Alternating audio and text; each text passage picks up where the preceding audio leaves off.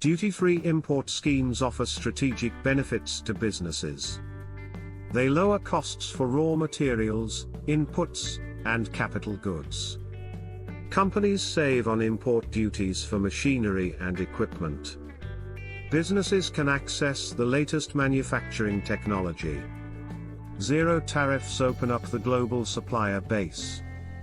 Overall manufacturing costs are reduced. Profit margins and profitability increase. Working capital utilization is optimized. Export opportunities expand due to competitive pricing. Businesses can undercut competitors facing high import duties. Supply chain management improves with advance importing. Risks from shipping delays and disruptions are mitigated. The entire supply chain becomes more efficient. Indian manufacturing competitiveness receives a strategic boost. These schemes support both domestic growth and global exports.